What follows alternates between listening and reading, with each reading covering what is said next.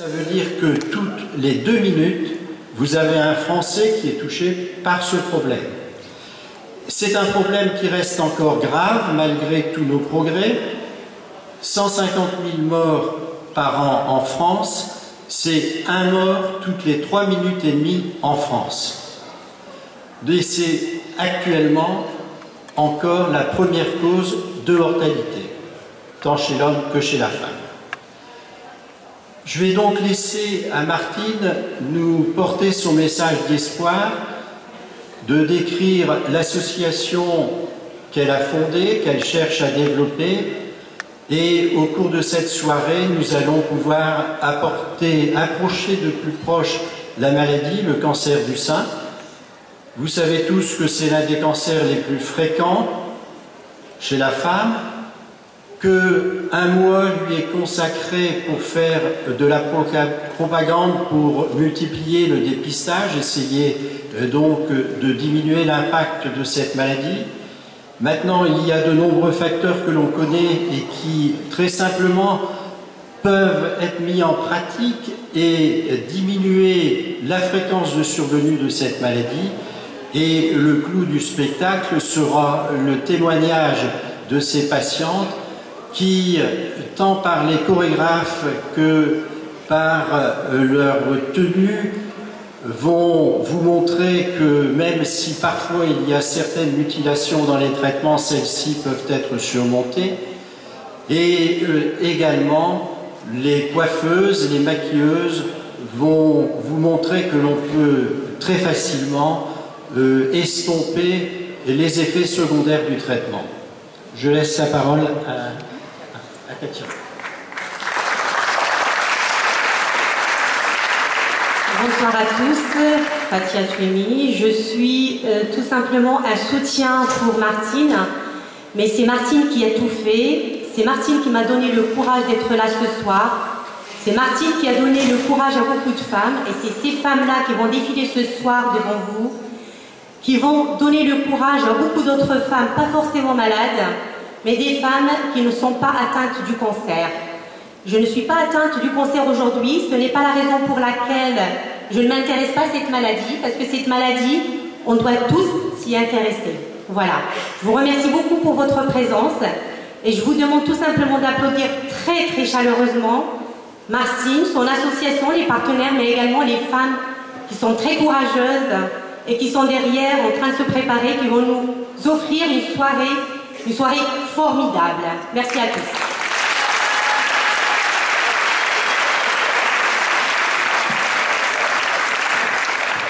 Eh bien bonjour messieurs, dames, ravi que la salle soit aussi pleine, surtout pour un moment aussi important et historique sur la ville de Roubaix, parce que comme Martine m'avait interpellée, elle m'a dit Fatima, sur la ville de Roubaix, il manque quelque chose.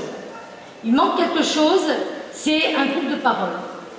Il y a, comme monsieur Laurent l'a si bien dit, le cancer du sein est une réalité, et après le traitement, il y a le après.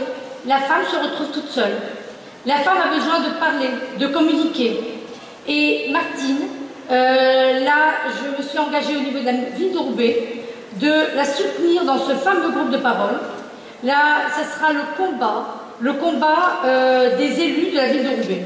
Et je tiens à applaudir très chaleureusement Martine, car elle a fait un travail phénoménal, et surtout féliciter toutes ces femmes qui vont défiler.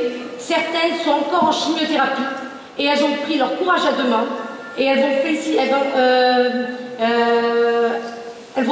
D'ailleurs, j'en perds les paroles parce que je suis tellement émue quand j'ai vu ces dames défiler devant nous. Certaines ont mal, certaines ont mal à se mettre debout, à s'asseoir sur une chaise, et elles ont dit ça ne fait rien. On va mettre la maladie de côté, on va défiler, on va soutenir le projet de Martine, et là il faut vraiment les applaudir. Merci.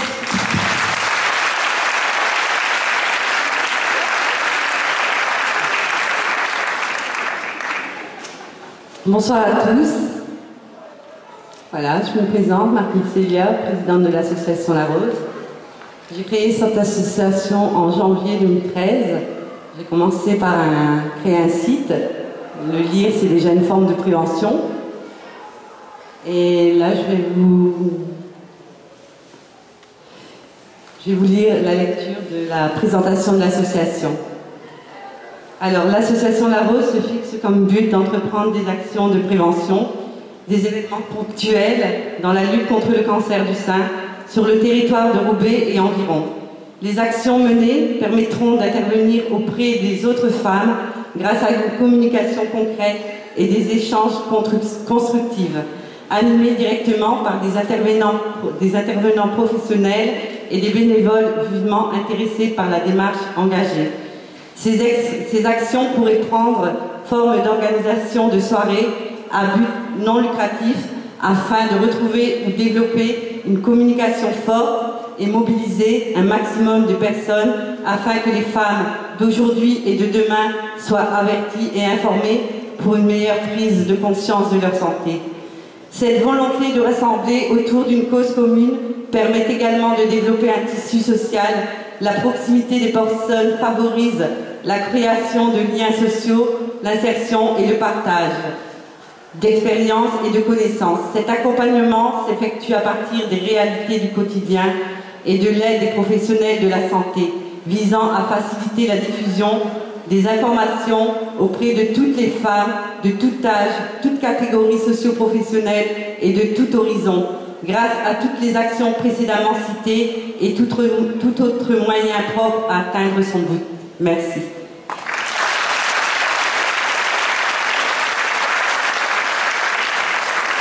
Je voulais remercier aussi tous les bénévoles, les partenaires. En cours de soirée, je procéderai au remerciement de chacun. Et je vous souhaite une très très bonne soirée et un très bon défilé. Et c'est une soirée surtout sur le signe de la solidarité humaine que j'ai trouvé autour de tout le long de cette préparation de cette soirée.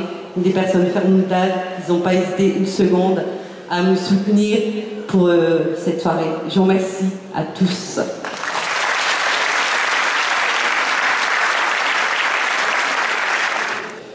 Nous sommes centrés donc sur le cancer du sein. Je vous ai donné la fréquence, la gravité et le pronostic des cancers en général. Il faut savoir que le cancer du sein touche une femme sur 8. C'est donc loin d'être négligeable. C'est la première cause de mortalité féminine avec pratiquement 20% de décès. Donc une femme sur 5 décède d'un cancer du sein. Et la fréquence de survenue parmi les autres types de cancers, c'est de l'ordre de 33%.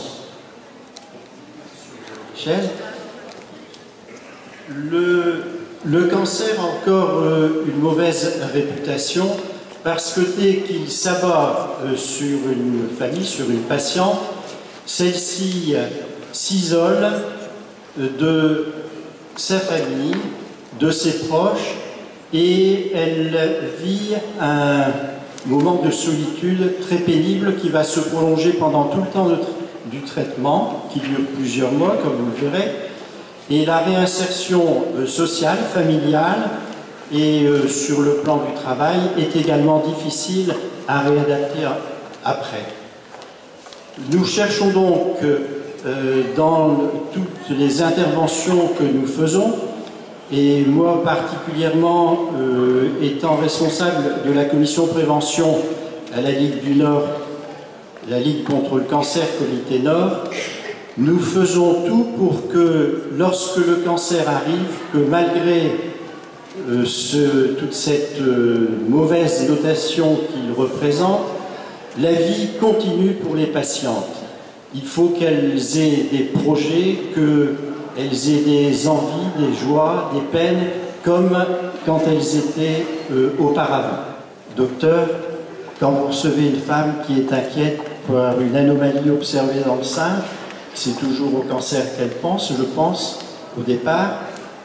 Comment répondez-vous à son inquiétude et comment essayez-vous d'orienter les choses pour qu'elles se passent le mieux possible? D'une manière générale, on adresse la patiente assez rapidement dans un centre spécialisé. On a heureusement dans le secteur un très grand nombre d'endroits adéquats pour ça. Répondre à l'inquiétude de suite, c'est très difficile parce que l'inquiétude est légitime. Quand on découvre une tumeur qui est potentiellement maligne, difficile de dire à la personne qu'il s'agit de quelque chose de sans importance et qui va se passer tout seul. Donc le premier contact avec la maladie cancéreuse, de toute façon, est un problème difficile. Je pense que les bonnes paroles du début, de toute façon, ne sont pas entendues, parce que la nouvelle est quand même relativement redoutable. Notre rôle en tant que médecin généraliste est, à mon avis, double, c'est-à-dire surtout en amont, dans le dépistage. J'ai reçu récemment les chiffres de la CPM concernant mes patientes de 50 à 74 ans inclus, qui sont censées être soumises au dépistage par la mammographie. Et malgré les campagnes, malgré mon assistance, malgré le contexte qui est assez favorable, malgré les relances tous les 2 ans, seuls 54% de mes patientes en âge de le faire font leur mammographie régulièrement. Donc 46% ne le font pas. Si je me rappelle des bons chiffres, je pense que si on prend le nombre de décès par cancer du sein, 2 tiers de ces cancers arrivent chez les patients qui n'ont pas été dépistés. Et si je me rappelle bien aussi, je pense qu'on est passé de 60% de guérison des cancers du sein à plus de 80%, je pense, après les campagnes de prévention, de dépistage. Donc, et là, je me tourne un peu vers les patients, vers les gens qui sont là. Nous sommes, nous, limités dans la propagande qu'on peut avoir, parce qu'on voit les gens pas si souvent que ça, quand même, dans leur vie. On les voit par petits coups de 15-20 minutes. Et je pense que les patientes qui ont subi cette maladie ont un rôle de propagande, et je n'ai pas peur du mot propagande, qui est un vilain mot d'habitude, mais cette propagande est nécessaire. Il faut que le message passe dans l'entourage de ces gens, de ces patientes, dans la famille, chez les amis. Le dépistage reste extrêmement important. Le gain de survie, puisqu'il s'agit de survie, est immense. Donc c'est un travail qui appartient aux professionnels de santé, dont nous sommes, qui appartient aussi à la collectivité, donc par ce dépistage systématique, mais aussi on a besoin du soutien et de la propagande des patients qui ont été concernés ou qui le sont actuellement. Notre rôle est ensuite postérieur, une fois que le dépistage est fait, qu'il a été prouvé qu'il y a un cancer.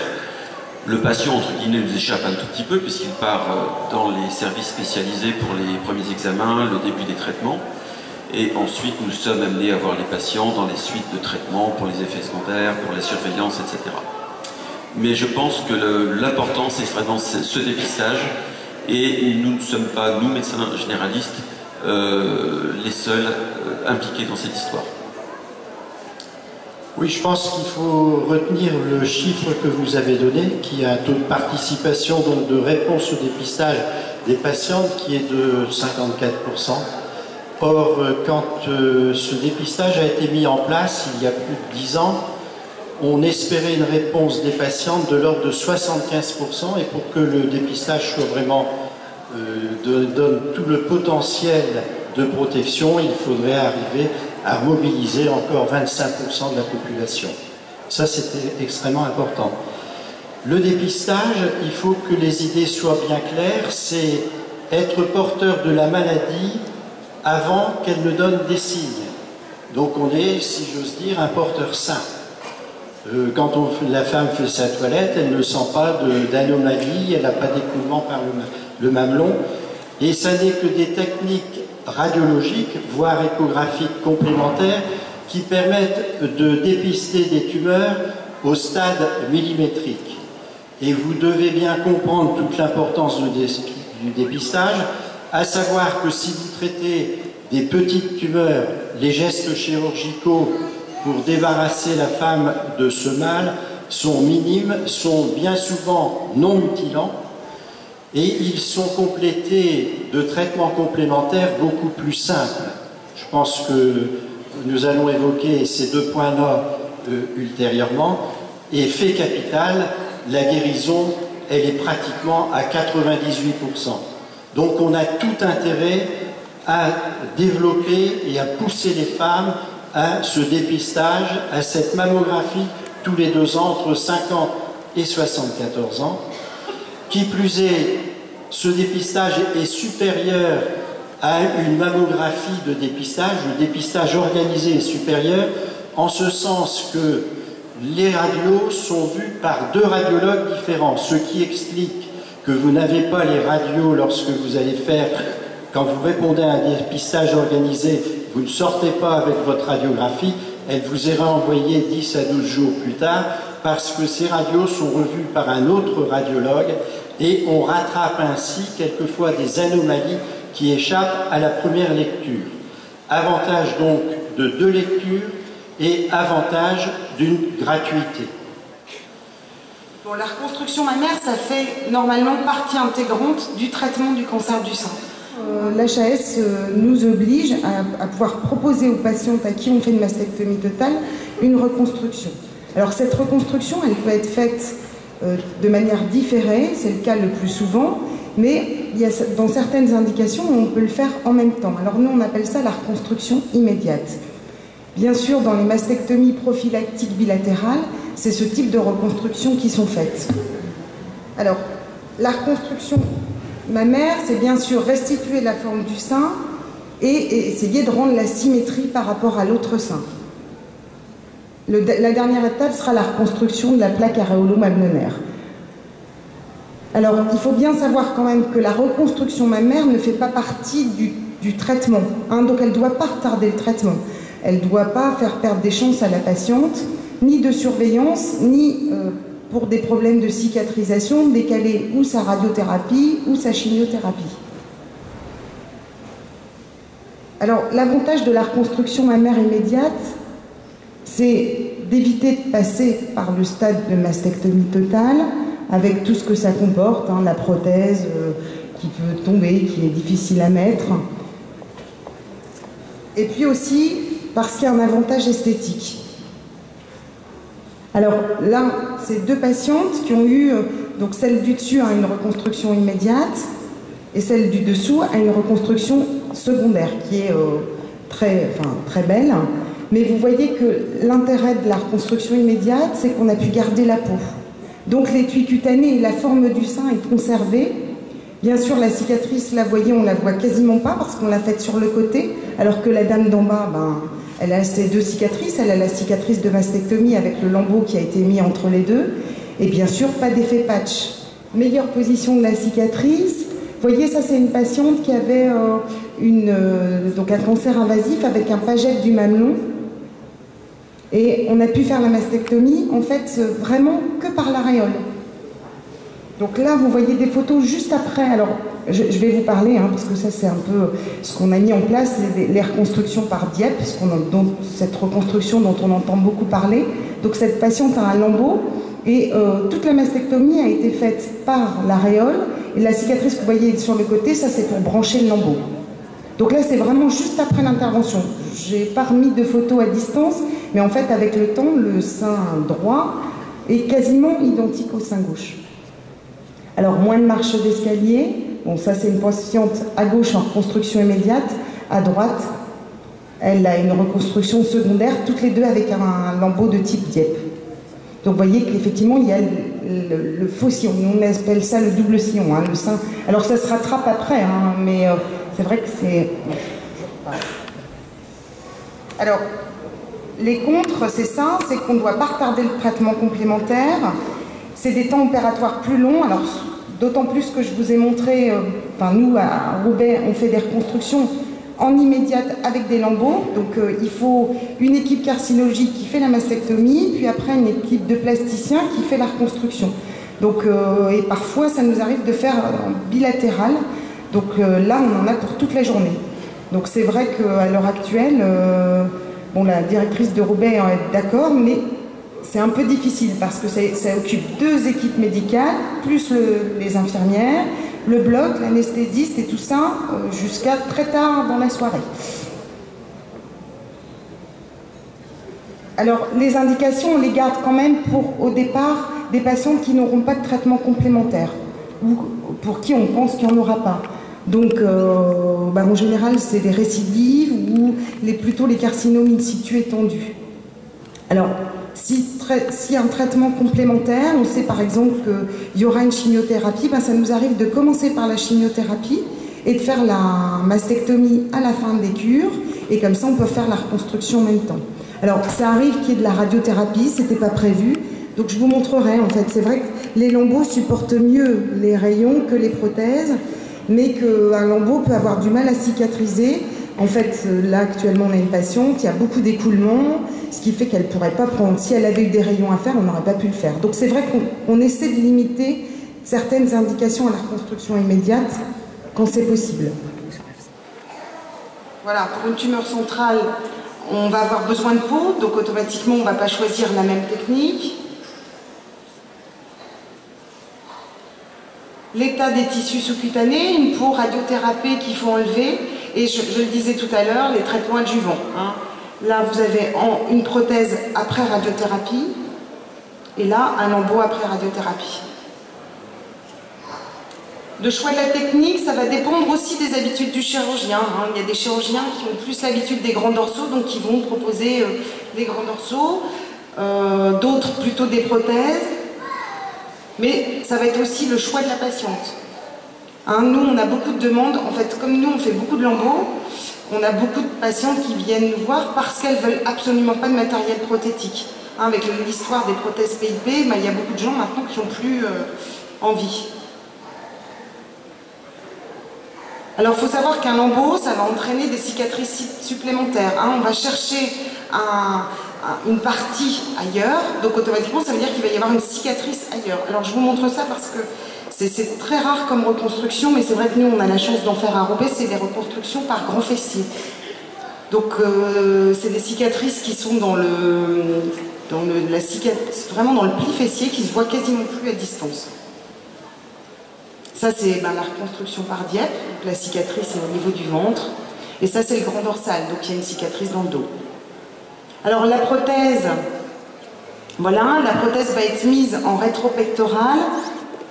L'avantage des reconstructions par prothèse, c'est que c'est plus simple, plus rapide. C'est bien pour les femmes jeunes et les seins peu ptosés, parce qu'effectivement, la prothèse a plus de mal à tomber. Alors, le résultat esthétique, au départ, est bien. Mais plus le temps va passer, donc là vous voyez au départ on était très contents, et plus le temps passe, plus il y a une rétraction sur la prothèse et moins le résultat est beau. Alors les lambeaux... Excusez-moi. Oui. S'il vous plaît. Pour un peu mieux comprendre ce que vous dites, est-ce que vous pouvez expliquer par exemple le terme lambeau? Lambeau, ça veut dire qu'on va prendre de la peau et de la graisse et du muscle, ça dépend, ailleurs. Donc en fait, il y a différentes sortes de lambeaux. Le lambeau le plus fréquemment utilisé, je dirais, c'est le muscle grand dorsal. Donc on va prendre en fait la peau, vous voyez entourée en noir, et le muscle qui est en dessous. Alors c'est le muscle qu'on a là. Donc c'est vrai que c'est un muscle qui n'est pas très épais, mais l'avantage de cette reconstruction, c'est qu'en fait on va utiliser ce pédicule qui est sous notre bras, et on va juste le tourner. Donc on ne va pas couper les vaisseaux, on va juste faire tourner le muscle grand dorsal qu'on a dans le dos, et on va le mettre devant pour combler le site de mastectomie. Donc on va récupérer de la peau, un petit peu de muscle, mais pas beaucoup de graisse. Donc l'avantage de ce lambeau, c'est qu'il va moins souvent se nécroser, mourir dans l'intervention, parce qu'on a juste à le tourner. Donc c'est une intervention qui est techniquement moins difficile, parce que je vous expliquerai l'autre lambeau où il faut faire des anastomoses. Là, il suffit de le tourner.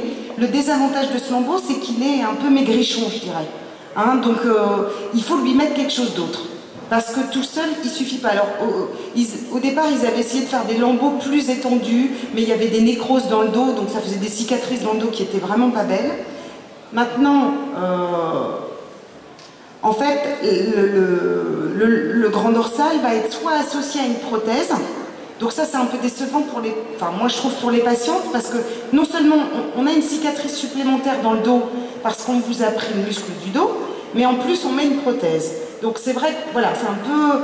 Alors il y a une nouvelle technique qui est sortie et qui du coup a redonné vraiment un relent au grand dorsal, c'est le lipomodelage. Donc on va aller chercher du gras ailleurs, donc ça c'est un peu comme une liposuction.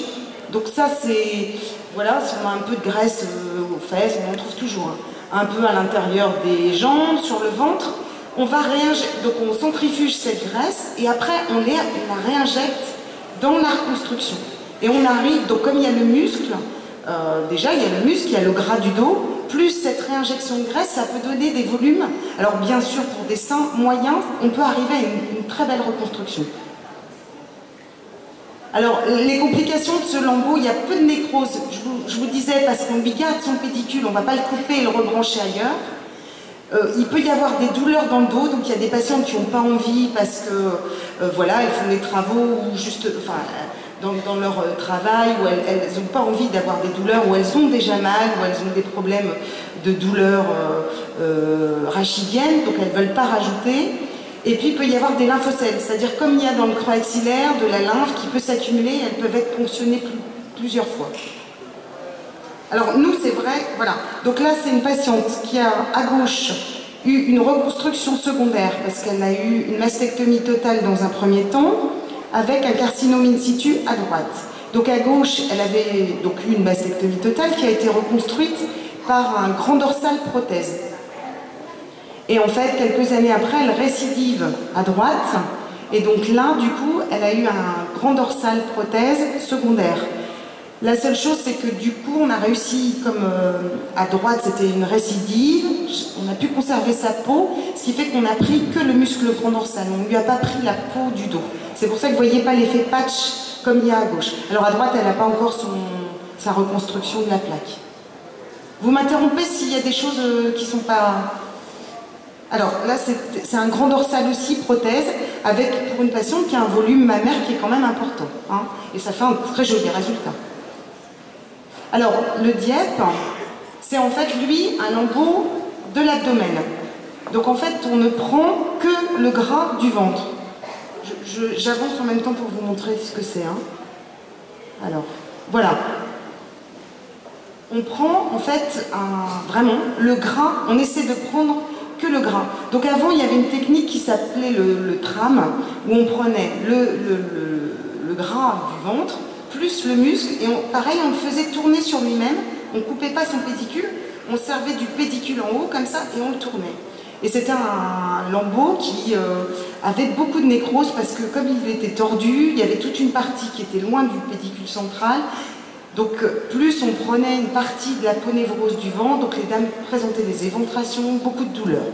Donc le DIEP, l'avantage c'est qu'on prend que la graisse du ventre, plus la peau. Donc on peut se servir de la peau ou on ne s'en sert pas. Dans les reconstructions immédiates par exemple, on désépidermise, c'est-à-dire qu'on enlève juste le feuillet d'épiderme, et on ne se sert que du gras.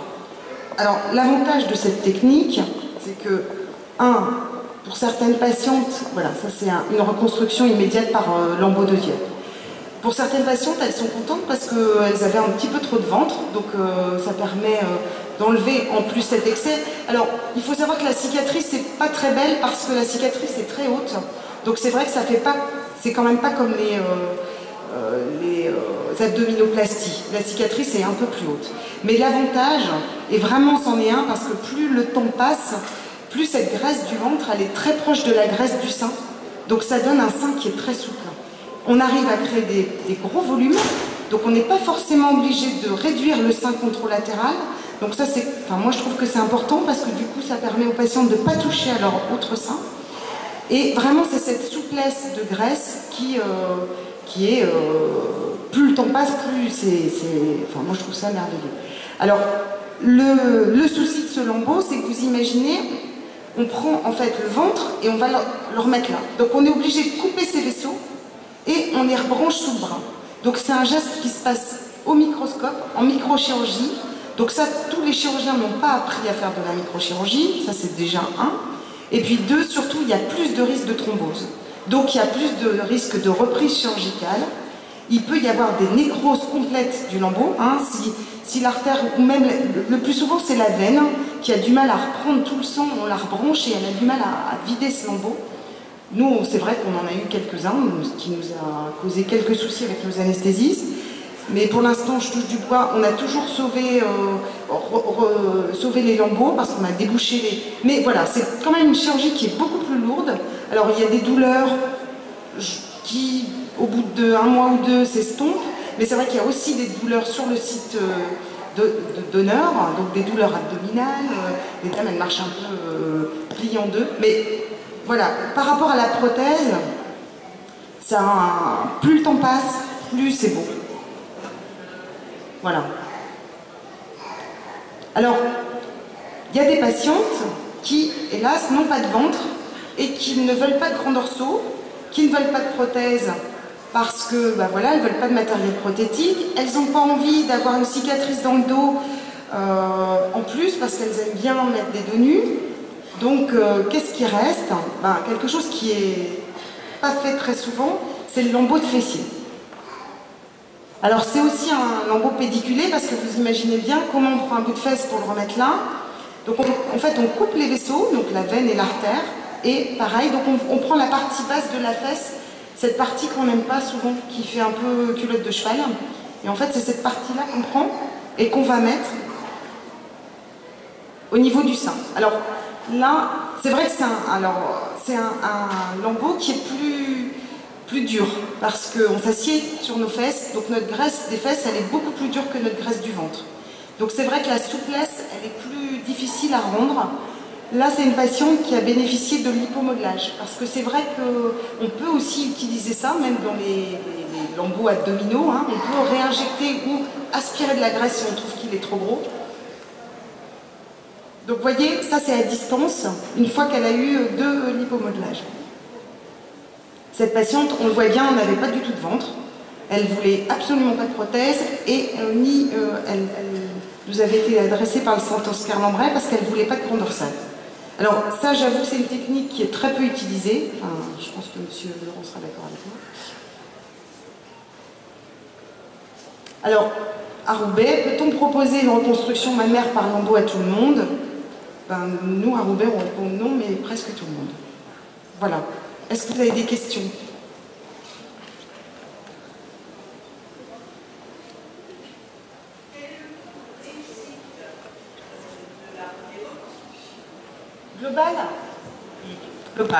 Global, je ne sais pas vous dire.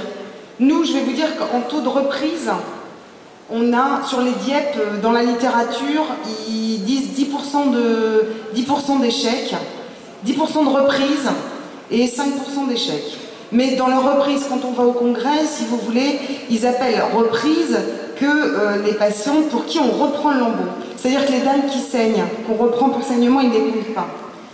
Donc moi je dis que c'est un petit peu, pour nos lambeaux, c'est un petit peu plus que ça. Quand on est honnête et qu'on donne toutes ces... Alors, toutes les patientes qu'on a reprises, elles vont bien. Hein. Y a des patientes qu'on a repris 3 fois. Des fessiers qu'on a reprises 3 fois sur le week-end. Donc une fois dans la nuit, une fois le samedi, une fois le dimanche. Mais elle va très bien. Alors c'est sûr que c'est dur, il faut être prêt, c'est beaucoup. Hein, une prothèse, quand il y a des échecs de prothèse, je ne saurais pas trop vous dire les échecs de prothèse, je dirais que c'est 5% d'échecs de prothèse. Mais donc les échecs de prothèse, c'est quoi? C'est le rejet et les coques. Alors les fuites de prothèse, il y en a, hein, on en a entendu parler, c'est pour ça que maintenant on dit aux patientes que tous les 10 ans il faut les changer. Parce que voilà, l'usure du silicone fait que... Alors il y a des prothèses qu'on ne changera pas, hein, mais voilà, il vaut mieux se dire que 10 ans plus tard, il faudra la changer. Moi je trouve, nous on n'a pas beaucoup, dans notre expérience, on n'a pas beaucoup de prothèses parce que c'est vrai que le plasticien avec qui on travaille, il n'aime pas les prothèses. Donc, mais c'est vrai que vraiment cette impression que plus le temps passe, moins la reconstruction est belle, alors que les lambeaux c'est l'inverse. Mais le taux d'échec est le taux de reprise chirurgicale est quand même plus important avec les lambeaux. Et une question tout à fait pratico-pratique, quel est le coût reste à charge de la personne qui se fait une reconstruction mammaire après mastectomie? Alors en fait, la seule chose qui est à charge, c'est la reconstruction du mamelon. En fait, c'est donc même pas le mamelon, c'est vraiment le tatouage de l'aréole. Donc le tatouage de l'aréole, c'est ce qui est à charge. Tout le reste, c'est pris en charge, nous les diètes. Enfin, je vous dis, ça va être un problème de santé publique, parce que c'est vrai que c'est des interventions qui coûtent cher. Mais pour la patiente, en fait, ça par contre, le tatouage de l'aréole, ça c'est pas pris en charge. Donc je crois que c'est 150 €.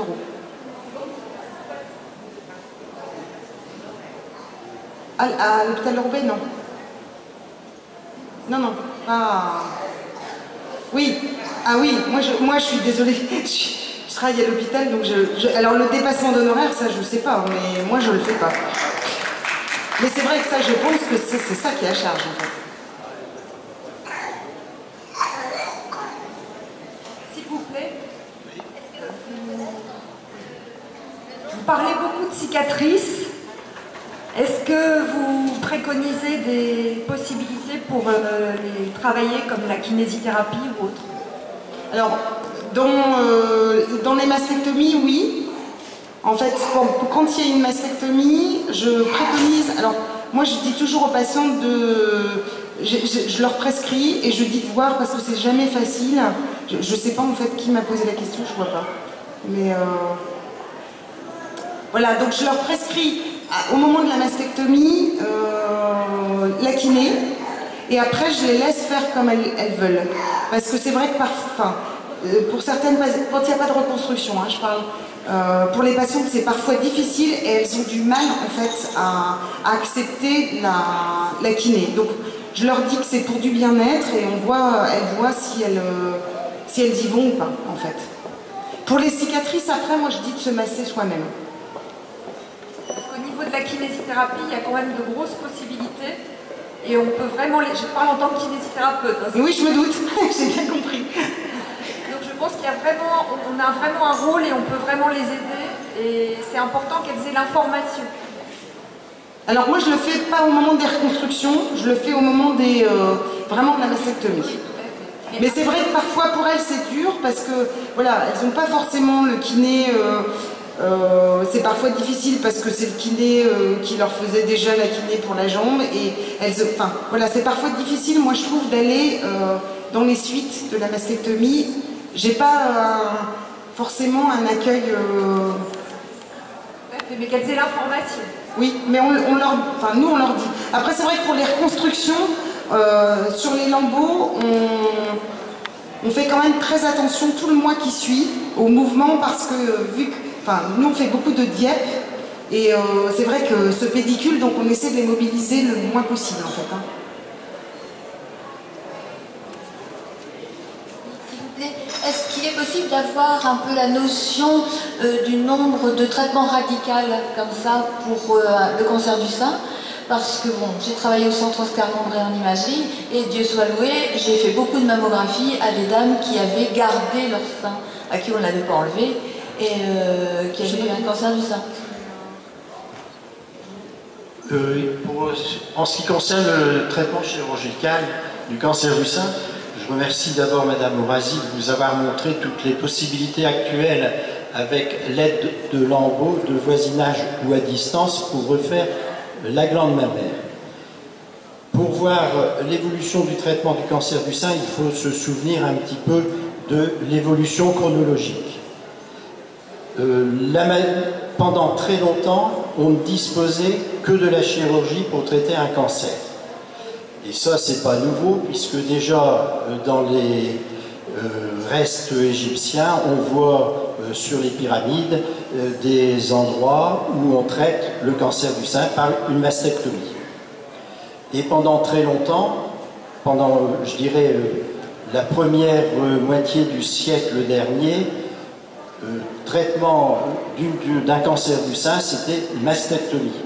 Cette intervention elle a été décrite il y a 120 ans par Alstedt et c'était une mutilation qui était pénible à supporter par les patients car au-delà de la tumeur qu'on a enlevée, on a enlevé également les muscles pectoraux et on avait donc la peau sur le gril costal. C'était vraiment horrible et il y avait les séquelles du curage axillaire qui accompagne un traitement d'un cancer, contrôle des premiers ganglions relais, qui était source de gros bras, de lymphœdème, qui gênait la patiente pratiquement tous les jours et qui était douloureux.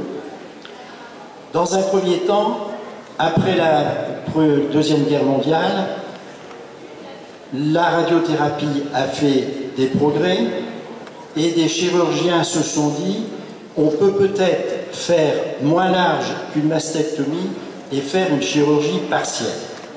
Ça a été donc vers les années 60, à partir des années 60, le développement de la chirurgie partielle dans le cancer du sein, car l'objectif était d'assurer le même taux de guérison à la patiente que si on lui enlevait son sein.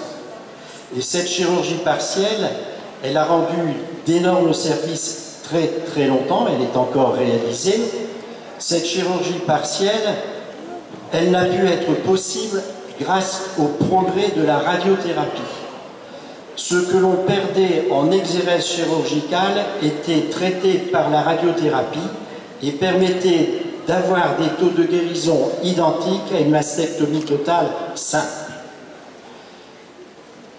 Bien sûr, cela a évolué et il n'a pas toujours été possible de faire des chirurgies partielles.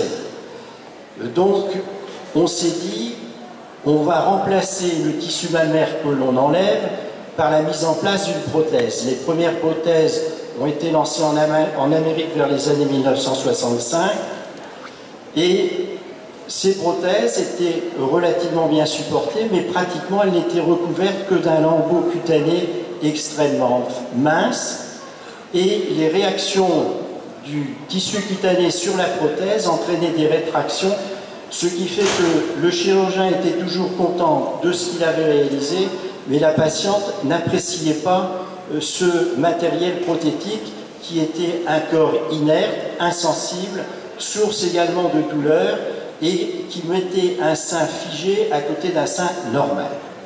Et c'est à partir de ce moment-là, vers les années 80, où sont nés les lambeaux de rotation et ultérieurement les transpositions de lambeaux, où l'on a cherché à éviter la mise en place fréquente de prothèses en remplaçant cette prothèse par un tissu musculaire graisseux ou musculo-graisseux pour que l'apparence du sein reconstruit soit analogue à celle du sein normal.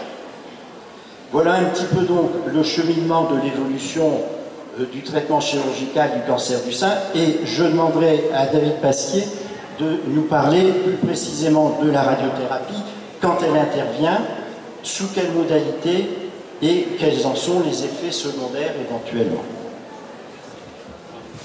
Merci. Alors, comme vous l'avez dit, c'est très juste, effectivement, ce sont nos traitements qui ont permis de conserver les seins. Ce sont grâce à nos traitements qui viennent après l'opération et voire parfois après les traitements par chimiothérapie. Ce sont ces traitements qui permettent de faire des chirurgies partielles. Le traitement standard donc, dure environ 5 à 6 semaines avec des séances 5 fois par semaine. Les effets secondaires sont relativement peu importants en cours de traitement. Il y a souvent une épidermite, c'est-à-dire un coup de soleil, un érythème. C'est un peu comme un coup de soleil qui va apparaître au bout de 2 à 3 semaines de traitement, qui va un peu en s'accentuant vers la fin du traitement et puis qui rentre dans l'ordre en quelques semaines après la fin des rayons. Les effets secondaires à long terme sont là encore peu fréquents. Ils concernent à la fois les résultats esthétiques avec un sein qui peut être un peu plus induré qu'il ne l'était. Il y a un petit changement de consistance de la graisse du sein qui bien souvent ne se voit pas ou se voit peu mais que l'on arrive à palper nous, quand on suit les patientes. Les techniques ont permis de préserver beaucoup les organes à risque voisins, à savoir le cœur et le poumon. On a montré que les anciens traitements, ceux qui étaient faits dans les années 60-70, pouvaient majorer les événements cardiaques. On majorait le risque d'infarctus, 10, 15 ans ou 20 ans, même un peu plus tard, après nos traitements. Le risque était multiplié par 2 ou par 3. Les traitements actuels, les nouvelles techniques ont permis donc de préserver, de diminuer la dose cardiaque et par là donc de diminuer les événements tardifs que l'on pouvait voir apparaître dans les années qui suivent.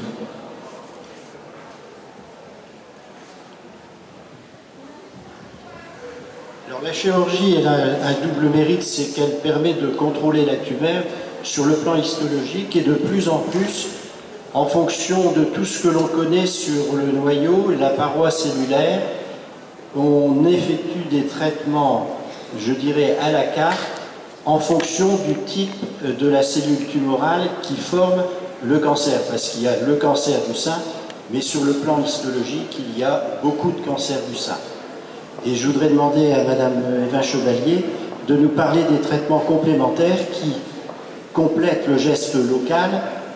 Ce traitement complémentaire, comme elle le dira, a surtout pour intérêt de faire un traitement général qui s'attaque naturellement aux cellules qui se sont échappées au moment du traitement ou avant le traitement, qui circulent dans l'organisme, qui peuvent se ficher dans un organe et se réveiller beaucoup d'années plus tard.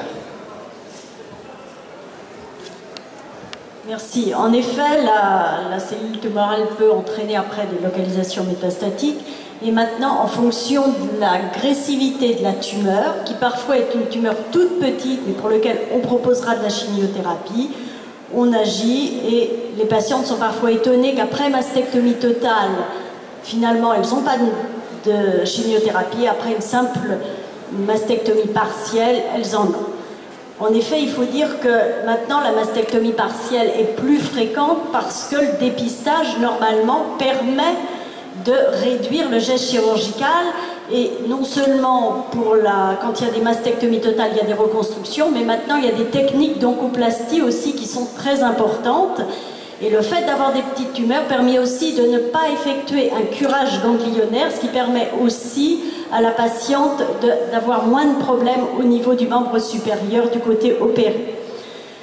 La chimiothérapie, évidemment, c'est ce que tout le monde redoute. Et quand on consulte à deux avec le docteur Orazi, les gens me regardent un petit peu en disant j'espère qu'on ne vous verra plus, parce que la chimiothérapie est très difficile à tolérer, effectivement, malgré tout ce qu'on peut proposer pour les nausées, les vomissements, les surveillances. C'est un traitement qui est difficile pendant 4 mois, où les patientes, elles sont un petit peu chez elles n'osent pas bouger, elles ont une transformation de leur corps, elles perdent leurs cheveux, elles perdent leurs cils, elles redoutent le regard des autres, et ça, nous, on est là pour les aider, pour leur rendre confiance, mais c'est vrai que c'est toujours très difficile. Bien entendu, il y a 6 cures de chimiothérapie, environ 4 mois, mais aussi on a des nouvelles molécules qui permettent de limiter les récidives et les diffusions métastatiques qui peuvent durer sur 1 an. Ces traitements sont maintenant par perfusion. On espère leur arrivée prochaine par voie sous-cutanée, ce qui permettra aux patientes d'être moins hospitalisées, de rester moins à l'hôpital. Cependant, on constate que les patientes, quand elles ont été suivies 1 an en hospitalisation régulièrement, suivies par le médecin, il y a aussi un moment où, lorsqu'on arrête le traitement, elles se sentent isolées. Moi, j'ai une patiente à qui on a arrêté le traitement il y a 8 jours et qui me dit je ne fais que pleurer parce que j'ai peur de l'avenir, je ne vais plus vous voir.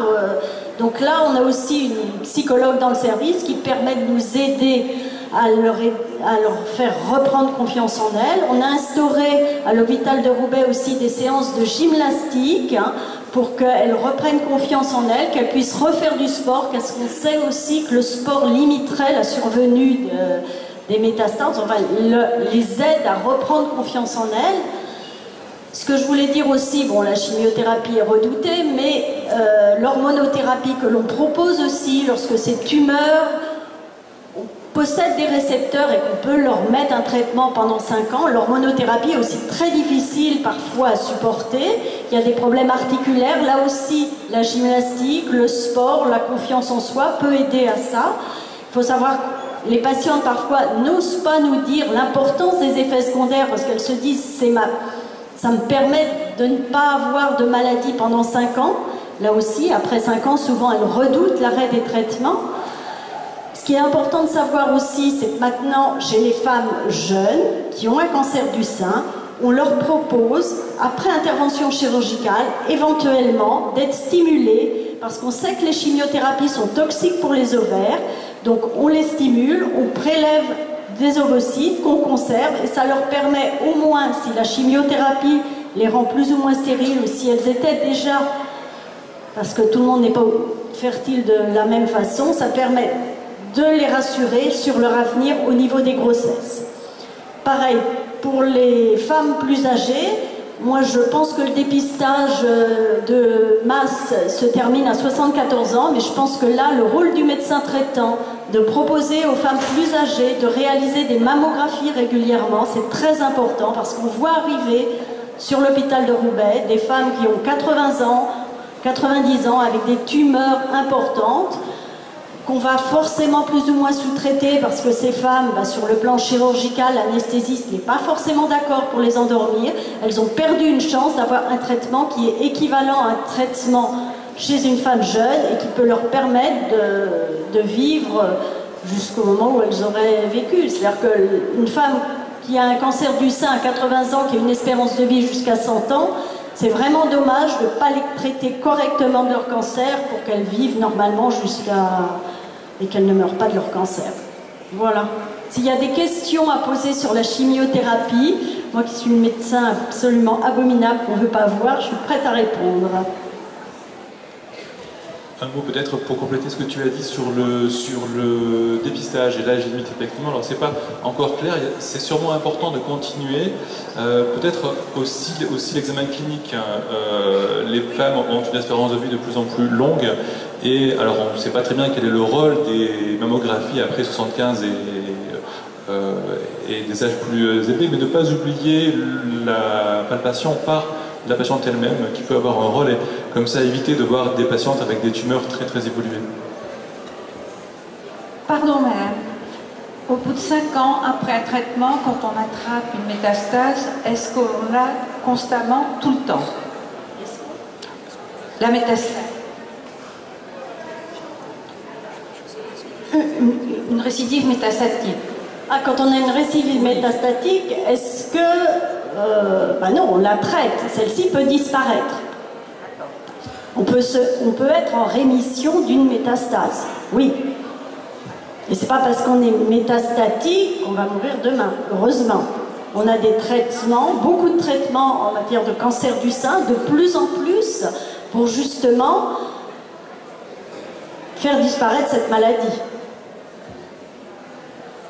Merci. Le but, c'est de vivre, et alors là on passe plutôt à une maladie chronique, c'est-à-dire que parfois on continue les traitements, mais si les traitements sont bien tolérés, ça va. On s'occupe beaucoup de la qualité de vie, de la réponse au traitement, on discute avec les patientes, mais le but c'est de faire disparaître cette métastase, oui. Dans un premier temps, on peut être agressif en fonction de l'état général de la patiente, enfin tous les traitements sont possibles. Bonsoir, donc c'est pour vous aussi la question. Justement, comme la dame parlait des métastases, au niveau du cancer du sein, quels sont les organes les plus réceptifs au niveau métastase, justement? Alors, en général, il y a le foie, oui, le poumon, les os. Okay. Et quand certaines tumeurs ont des caractéristiques particulières, on s'occupe aussi, on regarde le cerveau. D'accord.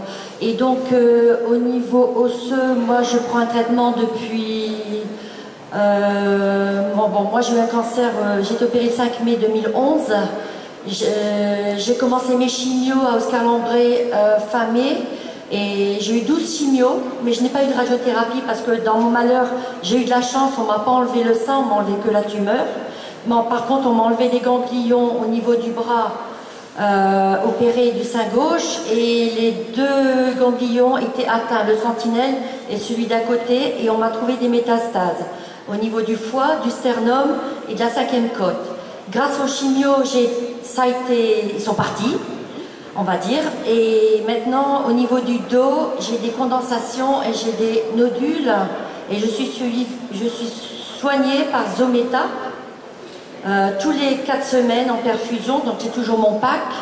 Et bon, pour la jeune fille qui a posé la question pour le pack, moi on m'a dit on peut le garder 5 ans, sauf s'il est bouché ou s'il est bouché ou bien il y a un risque d'infection.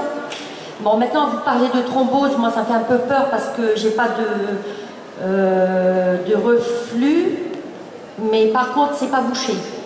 Donc, moi, ça m'interpelle au niveau... S'il n'est pas bouché, il n'y a pas de thrombose. Oui, d'accord, oui, je m'en doute. Donc, au niveau du traitement Zometa, moi, on m'a dit que je vais prendre ça à vie. Non, parce que ça fait 2 ans et demi que j'ai été soignée. Je revois mon oncologue à Oscar-Lambré le lundi. Et donc, je vais voir en fonction de mon scanner, tout ça qui est stabilisé. Et donc, voilà.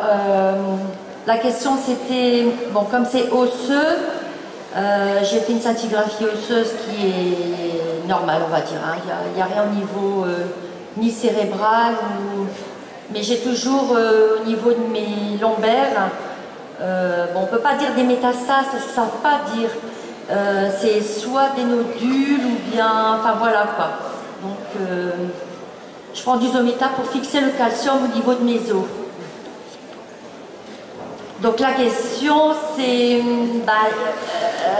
voilà quoi, c'est mon vécu, c'est mon parcours, je vois le bout du tunnel entre guillemets, je sais que je vais être suivie à vie, mais j'ai l'espoir et puis je suis optimiste et puis je suis gaie parce que quand on attrape le cancer du sein ou tout autre cancer, il faut savoir qu'au début on voit tout en noir et tout se passe par étapes. Moi, je prends mon cancer comme une épreuve à pas surmonter. Et voilà. Et ben, c'est bien. Merci.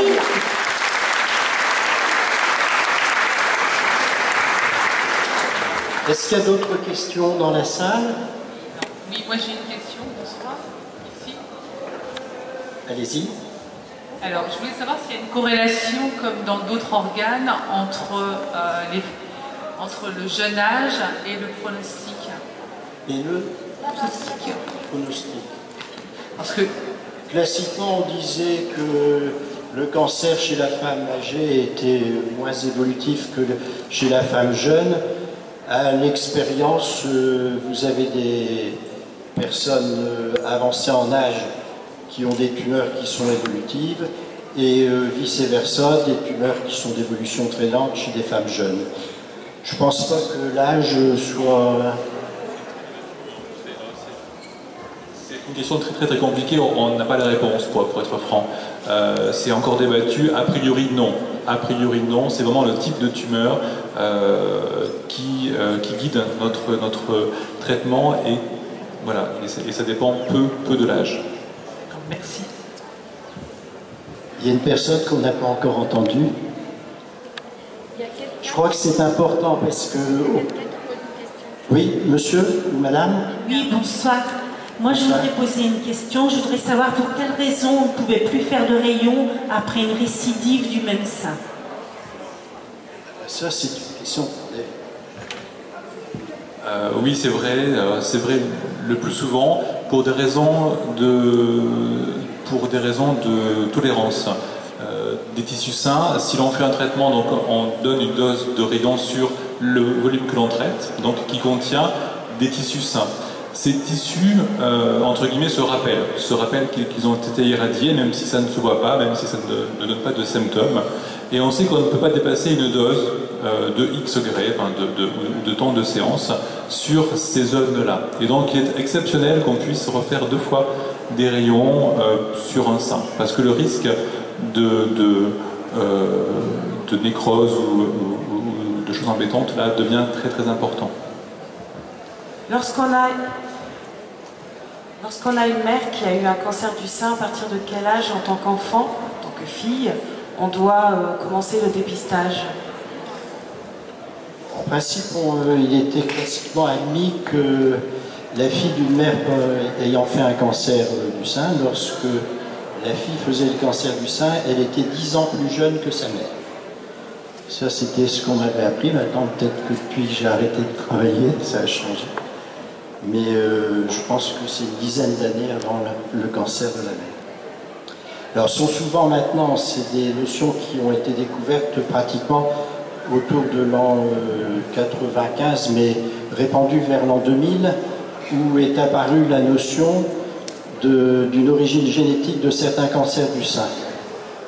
Mais l'origine génétique n'explique pas tout, elle ne représente qu'à peine 10% des cancers du sein.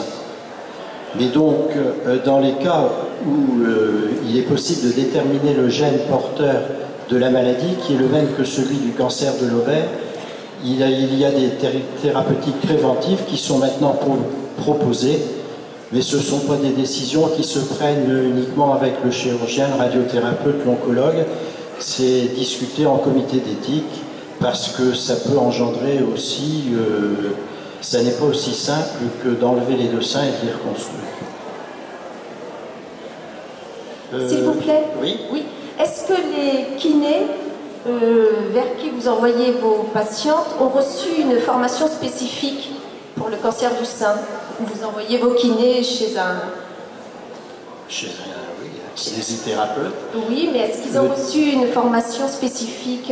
Alors, surtout la formation spécifique, elle existait il y a, je dirais, une vingtaine d'années, quand les curages étaient complets et systématiques dans le cancer du sein. Et je l'ai évoqué tout à l'heure, il y avait souvent à l'apparition après ce type de chirurgie de lymphœdème, donc d'un bras qui doublait ou triplait de volume et qui devenait inactif. Et les masseurs kinésithérapeutes avaient été formés à des techniques pour éviter le développement de ce lymphœdème du bras. En ce qui concerne les techniques, je pense dont a évoqué Madame Ombrasi tout à l'heure, qui sont l'assouplissement des lambeaux que l'on transpose, je pense qu'ils sont formés également dans ce type de traitement. Moi, je les envoie pas, ils n'ont pas forcément de formation parce que les patientes en général, donc moi je prescris de la kiné, pas pour les lambeaux, mais pour les mastectomies. Et c'est vrai que les patientes finalement vont au plus près de chez elles. Donc ils n'ont pas forcément. Donc souvent je leur dis, puisque moi j'ai écrit dans la prescription massage de la cicatrice, je leur dis déjà si normalement ils vont tiquer, s'ils n'ont pas l'habitude, ils vont pas vous prendre. Et après pour le lymphœdème, c'est vrai qu'il y a là par contre, quand il y a vraiment un lymphœdème, on essaie d'envoyer à des kinés. Alors hélas il n'y en a pas beaucoup. Moi en tout cas j'en connais pas beaucoup sur la région qui ont, sur la métropole autour de Roubaix qui peuvent. J'en connais particulièrement un qui fait des drainages lymphatiques très importants. Mais c'est vrai que sinon, moi, j'avoue que après les patientes, elles font un peu au plus près. Il faut que moi, j'ai des patientes âgées, donc elles vont pas faire 10 000 km. Donc c'est vrai qu'on fait pas attention. Moi, je précise ça, de dire voilà, c'est pour la cicatrice aussi. Donc je me dis comme ça, s'il n'a pas l'habitude, déjà, il va pas le faire. Est-ce qu'il y a encore des questions? Vous êtes très réactif, j'en suis tout à fait satisfait. Je voulais donner la parole quand même quelques instants à ma voisine, qui n'a pas encore parlé, qui est infirmière, en étant tout à fait également élue, je crois, à la mairie de Roubaix, aux droits des femmes. L'évolution de la santé publique fait que les hospitalisations sont de plus en plus raccourcies. Vous devez le savoir par les gens que vous côtoyez. Il n'est pas rare maintenant de rentrer pour je dirais pas un acte chirurgical majeur, mais au bout de 2-3 jours, on vous invite à rentrer chez vous. Tout ceci, c'est très bien sur le plan santé publique et économie de soins dans les centres hospitaliers, mais il ne faut pas que le malade retombe chez lui et qu'il soit perdu. Il faut vraiment qu'il y ait un contact qui soit assuré au retour à domicile précoce, et je pense qu'il faut penser à cette orientation dans l'évolution de la santé publique. Certes, l'hospitalisation qui coûte très cher en milieu hospitalier peut être raccourcie, mais il faut qu'il y ait un répondant par les infirmières qui ont effectué les traitements, par le médecin traitant qui a orienté tout le déroulement du traitement. Et je voudrais donner donc la parole à Fatima. Eh bien, tout d'abord, je voulais remercier toutes les interventions des médecins qui nous ont donné des réponses à toutes les questions qui ont été posées.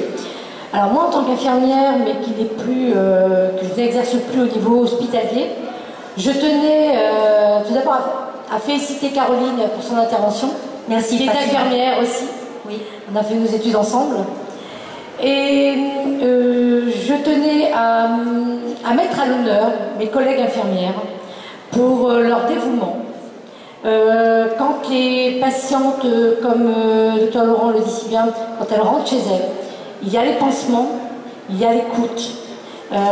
Les patientes ont hâte à discuter avec leur infirmière quand elles viennent à domicile et quand elles sont aussi en hospitalier. Donc, alors, maintenant, en tant qu'élu des droits des femmes, Monsieur Laurent a levé le problème aussi de l'écoute. Eh bien, comme j'ai répondu et j'ai promis à Martine, effectivement, sur la ville de Roubaix, il n'y a pas cette cellule d'écoute. Nous allons la mettre en place. Nous allons aider l'association, puisque le projet est en bonne voie. Nous allons faire cette fameuse cellule d'écoute pour que toutes les femmes qui ont été soignées, qui ont fait des chimiothérapies, radiothérapies, etc., puissent avoir un endroit, un lieu où elles puissent se rencontrer, discuter, parce que énormément de femmes se retrouvent seules à la maison. Les enfants sont grands, mariés ou pas mariés, mais elles sont vraiment seules. Donc là, cette cellule d'écoute, j'en ai parlé à Monsieur le maire, nous allons aider l'association à la mettre en place. Et merci à tous et à toutes d'être venus aussi nombreux pour une cause aussi importante. On va conclure, je pense, cette table ronde parce que vous attendez tous avec impatience le défilé. Excusez-moi, monsieur, oui. Est-ce que je peux juste faire une petite intervention par rapport à ce que Madame l'infirmière... Oui. Je voudrais juste préciser qu'il existe, ce que vous disiez, des espaces d'écoute et d'information qui informent justement ces personnes atteintes de cancer. Et il en existe un sur Roubaix, c'est l'Air Cancer de Roubaix. Donc il y a déjà une cellule d'écoute. Donc l'objectif, c'est pas de recréer déjà un doublon qui existe sur le territoire, c'est vraiment de pouvoir travailler ensemble, en partenariat avec vraiment cette association qui existe. Et c'est l'Air Cancer de Roubaix. Voilà, merci. Je vous remercie d'avoir évoqué, j'allais un peu en parler. Vous voyez qu'il y a 6 chaises qui sont occupées, où chacun, à notre stade, selon les spécialités, nous intervenons pour la même cause, le traitement du cancer du sein. Au jour d'aujourd'hui, on peut dire que grâce au plan cancer qui avait été créé par M. Chirac en l'an 2000, on ne traite plus un cancer du sein tout seul dans son coin. La patiente ne vient pas voir un chirurgien qui va décider, vous madame, je commence à vous opérer, vous aurez après la radiothérapie, la chimiothérapie. Non, tous les dossiers au jour d'aujourd'hui sur la métropole sont discutés en équipe pluridisciplinaire et vous avez une table à peu près avec autant de représentants, spécialistes d'organes, radiothérapeutes, anatomopathologistes, oncologues, chirurgiens, pour décider du programme de soins qui sera réalisé pour la patiente. Et vraiment, on ne peut plus dire qu'on soigne mieux un cancer du sein à Lille qu'à Roubaix, qu'à Tourcoing ou qu'à Maubeuge. Tous les gens dans notre territoire français sont traités de la même façon, avec les mêmes possibilités d'amélioration thérapeutique sur tous les points du département et de la France. Bon, il y a toujours des exceptions, hein. C'est sûr que quand vous habitez, je dirais, au fin fond de la Creuse, les difficultés d'accès aux chirurgiens, aux radiothérapeutes ou aux oncologues sont parfois plus difficiles. Mais cela, on le rencontre aussi dans d'autres territoires et dans des endroits beaucoup plus proches que la Creuse, ne serait-ce qu'en périphérie de l'île, lorsque vous habitez certains coins, Oigny, Carvin, les moyens de communication ne sont pas les mêmes pour tous, mais on fait des progrès pour l'accessibilité du maximum de traitements efficaces pour tous nos concitoyens. Et je voudrais conclure là-dessus Je pense qu'on peut, pendant qu'on prépare la scène pour le défilé, jeter quelques coups d'œil sur l'exposition qui a été réalisée, peut-être prendre un petit biscuit ou un petit verre de l'amitié, et on se retrouve maintenant pour le défilé. Je vous remercie de votre attention.